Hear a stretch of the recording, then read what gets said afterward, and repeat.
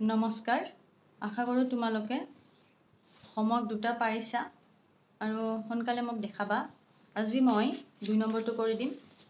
ইয়াতে আছে সত্যতা তালিকাৰ সহায়ত উক্তিৰ বীজীয় ধৰ্মবোৰৰ আটাইকেইটা প্ৰমাণ কৰা। ইয়াতে যে তোমালোকক চাব দিছিলোঁ এইকেইটা বিধি, বৰ্গসম বিধি, সন্মিলন বিধি, এই 7টা বিধি প্ৰমাণ কৰি দেখুৱাব দিছে। ইয়াতে কেৱল বিধিকেইটা দিয়া আছে, প্ৰমাণ কৰি দিয়া নাই। ইয়াতে চাবা লাষ্টত এটা দিছে, এইটো পেজত এইটো প্ৰমাণ কৰি দিছে। এইটো হৈছে বিতৰণ বিধিৰ বি নম্বৰটো। ইয়াতে লিখাই আছে 4B বিধিটো প্ৰমাণ কৰি দেখুৱাম। তাৰমানে ইয়াৰে 4B বিধিটো ইয়াতে প্ৰমাণ কৰি দেখুৱাইছে। ইয়াতে একো বেলেগ নাই। আমি কি কৰিব লাগিব? P আৰু Q দুটা উক্তি ধৰিব লাগিব। ইয়াতে 3টা ধৰিছে, PQR আছে। PQR 3টা উক্তি ধৰি ট্ৰু ট্ৰু ট্ৰু হলে কি হয়, যোজন যোজন হলে কি হয়, বিযোজন হলে কি হয়, এনেকে ওলাই লৈছে। তোমালোকে চাই ল'বা, চালে বুজি পাবা। মই এটা বুজাই দিম। মই প্ৰথমটো দিছো বৰ্গসম বিধি আৰু বিনিময় বিধি, এই দুটা মই একেলগে এটা তালিকাত প্ৰমাণ কৰি দেখুৱাম। ঠিক আছে, গতিকে প্ৰথমে মই লিখিম বৰ্গসম বিধি। কি আছিল বিধিটো? এ নম্বৰ P বিযোজন P দ্বিব্যঞ্জক P। বি নম্বৰটোত P যোজন P দ্বিব্যঞ্জক P। এতিয়া ইয়াতে চাবা, ইয়াতে এটাই উক্তি আছে P, ইয়াতে Q নাই, গোটেইকেইটা P। তাৰমানে একে উক্তিৰ মাজত বিযোজন কৰিলে সেই উক্তিটোৰ দ্বিব্যঞ্জক হয়। ঠিক আছে, এতিয়া আমি কৰি চাম। একেবাৰে 3 নম্বৰটো লিখি দিছো। 3 নম্বৰটো হৈছে বিনিময় বিধি। বিনিময় বিধিটো কি আছিল? P বিযোজক Q দ্বিব্যঞ্জক Q বিযোজক P। বি নম্বৰটো হৈছে P যোজন Q দ্বিব্যঞ্জক Q যোজন P। ইয়াতে P আৰু Q দুটা উক্তি আছে আৰু ইয়াতে এটাই উক্তি। এই দুটাৰে মই তালিকা প্ৰস্তুত কৰিম।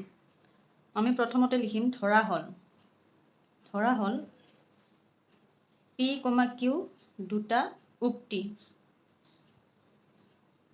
ঠিক আছে, আৰু T এ কি বুজাব? সত্য বুজাব, আৰু F এ কি বুজাব? অসত্য। ইয়াতে এটা কথা মন কৰিবা, এই যে চিনটো আছে ইকুইভেলেন্স, ইয়াৰ অৰ্থটো কি আছিলে? আমি যোজন বিযোজনৰ অৰ্থটো গম পাইছো। এইটো কোৱা হয় দ্বিব্যঞ্জক বা ইকুইভেলেন্স। ইয়াৰ অৰ্থটো হৈছে যদি ইয়াতে চাই ল'ব পাৰা ব্যঞ্জক, এইটো দ্বিব্যঞ্জক। দ্বিব্যঞ্জকৰ ক্ষেত্ৰত কি আছিলে? P আৰু Q সত্য নাইবা P আৰু Q অসত্য হলে P দ্বিব্যঞ্জক Q সত্য হ'ব। ইয়াৰ চিনটো এইদৰে লিখা হয় আৰু এইদৰে লিখা হয়। তাৰমানে দুয়োটাই যদি সত্য হয় নাইবা দুয়োটাই যদি অসত্য হয় তেনেহলে P দ্বিব্যঞ্জক Qটো সত্য হ'ব। গতিকে ইয়াতে ইকুইভেলেন্স এই চিনটোৱে সমান চিনৰ দৰে বুজায়। দুয়োটা এইখিনি কৰি আমি যিমান পাম এইখিনি কৰিও আমি একে পাব লাগিব। ট্ৰুও হ'ব পাৰে, ফলছো হ'ব পাৰে। হলে দুয়োটাই ট্ৰু হ'ব, নহলে দুয়োটাই ফলছ হ'ব। এই চিনটোকে ইকুইভেলেন্স বুলি কোৱা হয়। ঠিক আছে, এতিয়া আমি টেবুলখন বনাম। টেবুলখনত কি কি থাকিব? প্ৰথমে P থাকিব, তাৰপিছতে Q থাকিব, তাৰপিছত প্ৰথমে এইটো প্ৰমাণ কৰিম। গতিকে P বিযোজন কি বিযোজন P লিখিম। তাৰপিছতে লিখিম P যোজন P। তাৰপিছতে লিখিম P বিযোজন Q, P যোজন Q, আৰু Q বিযোজন P, Q যোজন P হৈছে। এইকেইটা লিখি ললো। এতিয়া আমি প্ৰথমে কি ল'ম? P true, Q true, true false, false true, false false, এইকেইটাতো আমি ল'বই লাগিব। এতিয়া আমি প্ৰথমে কৰিম P বিযোজন P। একে একে দুটা উক্তিৰ মাজত বিযোজন কৰিম। এতিয়া Pত কি আছে? T আছে। প্ৰথমতে জানিব লাগিব বিযোজন কি আছিলে।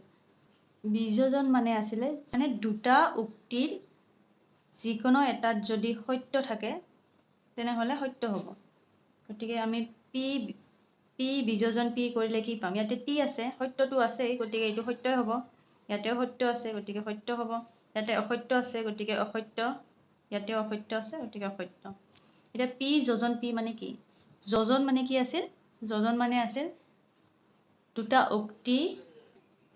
উক্তিৰ দুয়োটাই যদি সত্য হয় তেনেহ'লে সত্য হ'ব ইয়াতে দুয়োটাই সত্য হ'ব লাগিব যিহেতু একে একে হয় পি যোজন পি গতিকে টি টি ইটো সত্য হ'ব ইয়াতে টি টি ইটোও সত্য হ'ব ইটো এফ আছে ফলছ থাকিলে নহ'ব গতিকে ইটো এফ হ'ব ইটো এফ হ'ব এতিয়া আমি চাম পি বিযোজন কিউ ইয়াতে কিউ আহিল এতিয়া এই দুটাৰ পৰা আমি কৰিব লাগিব বিযোজন মানে যিকোনো দুটা উক্তিৰ যিকোনো এটা সত্য দুটা উক্তিৰ যিকোনো এটা সত্য হ'লে সত্য গতিকে পি আৰু কিউৰ দুটাতে সত্য আছে এইটো সত্য হ'ব ইয়াতে পি সত্য আছে গতিকে সত্য ইয়াতে কিউ সত্য আছে গতিকে সত্য ইয়াতে দুটা এফ এফ গতিকে এইটো ফলছ এফ এতিয়া পি যোজন কিউ যোজন হ'লে কি আছিলে দুটা উক্তি সত্য হ'লে সত্য দুটা উক্তি মানে এইটো সত্য হ'ব পি কিউ দুটা সত্য আছে গতিকে এইটো সত্য আৰু বাকী কেইটাত ফলছ আছে গতিকে এইকেইটা হ'ব অসত্য মানে ফলছ ইয়াৰ পিছতে আমি কৰিম কিউ বিযোজন পি উলটাকে তাৰমানে কিউ বিযোজন পি কিউ যদি টি আৰু পি আছে টি বিযোজন মানে দুটা উক্তিৰ যিকোনো এটা টি হ'লে টি হয় গতিকে এইটো টি হ'ব ইয়াতে এফ আৰু টি আছে এটা টি আছে গতিকে টি হ'ব ইয়াতেও এটা টি আছে টি হ'ব ইয়াতে টি নাই এইটো ফলছ হ'ব ঠিক সেইদৰে কিউ যোজন পি দুটা সত্য হ'লে সত্য তাৰমানে দুটা সত্য হ'লে কিউ টি পি টি এইটো সত্য হ'ব বাকী ইয়াতে এফ আছে এইটো অসত্য এইটো এফ আছে অসত্য এইটো অসত্য এইকেইটা অসত্য হৈ গ'ল এতিয়া আমি কি দেখা পালো পি আৰু পি বিযোজন পি একে ওলাইছে চোৱা T T F F T T F F হয় নাই গতিকে এইটো হ'ব টি ব্যঞ্জক P equivalence P disjunction P আৰু পিৰ লগত পি যোজন পি মিলেনে T T F F T T F F ইটোও সেম গতিকে আমি এইদৰে লিখিব পাৰোঁ পি ইকুইভেলেন্স পি যোজন পি এই দুটা কি হয় এই দুটা হৈছে বৰ্গসমিতি চোৱা এই দুটা হৈছে বৰ্গসমিতি মিলি গৈছে আমি দেখাই দিলো গতিকে এই দুটা প্ৰমাণ হ'ল এতিয়া আমি চাম বিনিময় বিধিত আছে পি বিযোজন কিউ মানে এইটো পি বিযোজন কিউ আৰু কিউ বিযোজন পি একে ওলাইছে নে নাই T T T T T T F F একে ওলাইছে গতিকে এইটো হৈছে ইকুইভেলেন্স হৈছে এইটো তাৰ পিছতে পি যোজন কিউ ইকুইভেলেন্স কিউ যোজন পি হৈছে নে নাই T T F F F F F F হৈছে গতিকে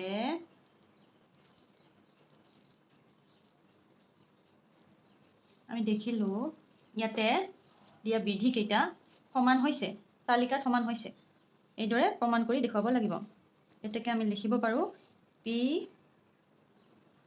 বিযোজন পি ইকুইভেলেন্স পি পি যোজন পি ইকুইভেলেন্স পি আৰু পি বিযোজন কিউ ইকুইভেলেন্স কিউ বিযোজন পি পি যোজন কিউ ইকুইভেলেন্স কিউ যোজন পি প্ৰমাণ হ'ল প্ৰুফ এইদৰে তোমালোকে প্ৰমাণ কৰিবা মই ইয়াতে দুটা একেলগে প্ৰমাণ কৰি দেখাইছো তোমালোকে এইদৰে বিধিটোত যি দিয়া থাকে সেইকেইটাৰ তালিকা প্ৰস্তুত কৰি ট্ৰু ফলছ এইদৰে প্ৰথমে পি কিউ এইদৰে বহাই লৈ সমান হয় নে নহয় প্ৰমাণ কৰি দেখুৱাবা মই দুটা দেখালো ঠিক আছে আৰু এটা দেখাই দিওঁ কোনটো দেখাম পূৰক বিধিটো দেখাই দিওঁ 6 নম্বৰটো পূৰক বিধিত কি আছে এত দুটা আছে পি বিযোজন নিগেশন পি ইকুইভেলেন্স টি 2 নম্বৰত আছে negation P equivalence P B নম্বৰত আছে পি যোজন নিগেশন পি ইকুইভেলেন্স এফ ইকুইভেলেন্স 2 নম্বৰত negation t equal to equivalence f negation f equivalence t এতিয়া আমি এইটা প্ৰমাণ কৰি দেখাব লাগিব গতিকে আমি ইয়াৰ এখন তালিকা প্ৰস্তুত কৰিব লাগিব যিখন তালিকাত গটেকেইটা অন্তৰ্ভুক্ত হৈ থাকে গটেকেইটা টাৰ্ম ইয়াতে এটাই উক্তি আছে p কিউ নাই এটাই আছে p আৰু ট্ৰু t মানে ট্ৰু f মানে ফলছ গতিকে আমি কি লিখিম p থাকিব তাৰ পিছতে থাকিব নয়াৰ্থক p তাৰ পিছতে থাকিব p বিযোজন নয়াৰ্থক p তাৰ পিছতে থাকিব নয়াৰ্থক p তাৰ পিছতে থাকিব t মানে ট্ৰু তাৰ পিছতে থাকিব এইটো p যোজন নয়াৰ্থক p তাৰ পিছত থাকিব নয়াৰ্থক t তাৰ পিছত থাকিব f তাৰ পিছত থাকিব নয়াৰ্থক f এটা দুটা তিনিটা চাৰিটা প্ৰথমতে আমি ট্ৰু ফলছ খিনি লিখি লম ট্ৰু ফলছ ফলছ দুটা উক্তি ললে কি লিখো আমি true false false true false ফলছ এতিয়া এটা উক্তি হোৱাৰ কাৰণে আমি এটা উক্তিখিনি আমি লিখি লৈছো এতিয়া চাবা negation মানে নয়াৰ্থ মানে কি আছিল ইয়াৰ বিপৰীত ট্ৰু হলে ফলছ ফলছ হলে ট্ৰু গতিকে নয়াৰ্থক p হলে p বিপৰীত ট্ৰু p থাকিলে ফলছ f হ'ব ইটো t আছে f হ'ব ইটো f আছে t হ'ব ইটো f আছে t হ'ব এতিয়া p বিযোজন নয়াৰ্থ p এইটো আৰু এইটোৰ মাজত বিযোজন মানে আছিলে দুটা উক্তিৰ যিকোনো এটা সত্য হলে সত্য ইয়াৰে এটা সত্য আছে গতিকে এইটো সত্য হ'ব ইয়াতে এটা সত্য আছে সত্য হ'ব ইয়াতে এটা সত্য আছে সত্য হ'ব ইয়াতে এটা সত্য আছে সত্য হ'ব ঠিক আছে এতিয়া আমি কৰিম নয়াৰ্থক p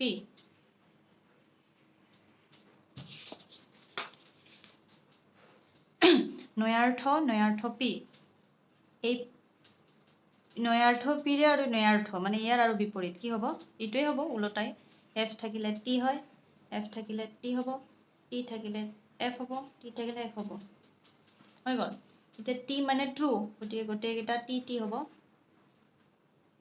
এইটো কি হ'ব p যোজন নয়াৰ্থ p এইটো আৰু এইটোৰ যোজন হলে দুটা ট্ৰু হলে ট্ৰু হয় মানে দুটা সত্য হলে সত্য হয় ইয়াতে দুটা সত্য আছে নে t f গোটেইকেইটাতে এটা এটা f আছে গতিকে ইয়াতেতো এটাও ট্ৰু নহব গোটেইকেইটা ফলছ হ'ব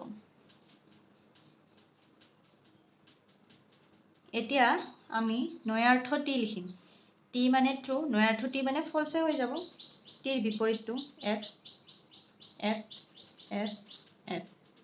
f মানেতো গোটেইকেইটা f হয় ফলছ আৰু নয়াৰ্থ f মানে f ৰ বিপৰীতটো t f ৰ বিপৰীত t f ৰ বিপৰীত t f ৰ বিপৰীত t এতিয়া আমি এইকেইটা মিলাই চাম মিলিছে নে নাই p বিযোজন নয়াৰ্থ p এইটো t ৰ লগত মিলিছে নে এইটো t মিলিছে গতিকে এইটো ইকুইভেলেন্স চিন্স মানে d ব্যঞ্জক t এইটো মিলিলে ইয়াৰ পিছতে চাম আমি 2 নম্বৰটো নয়াৰ্থ p ইকুইভেলেন্স p এইটোৰ লগত p মিলিছে নে t f মিলিছে গতিকে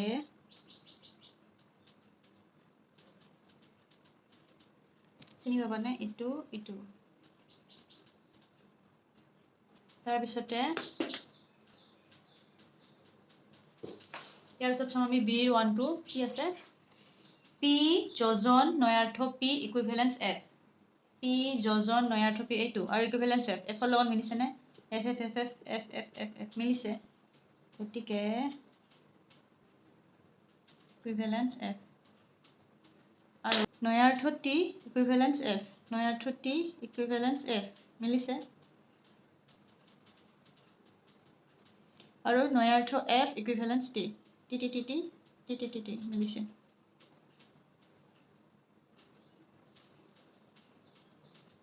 এটাকে আমি এটা লিখি দিলে হল 1 নম্বৰ p বিযোজন নয়াৰ্থ p ইকুইভেলেন্স t 2 নম্বৰতে আছে নয়াৰ্থ p ইকুইভেলেন্স p 3 নম্বৰত আছে পি যোজন নয়াৰ্থ পি ইকুইভেলেন্স এফ নয়াৰ্থ টি ইকুইভেলেন্স এফ নয়াৰ্থ এফ ইকুইভেলেন্স টি প্ৰুফড এইদৰে তোমালোকে বাকি কেইটা প্ৰমাণ কৰি দেখুৱাবা নিশ্চয় পাৰিবা একো টান নহয় ঠিক আছে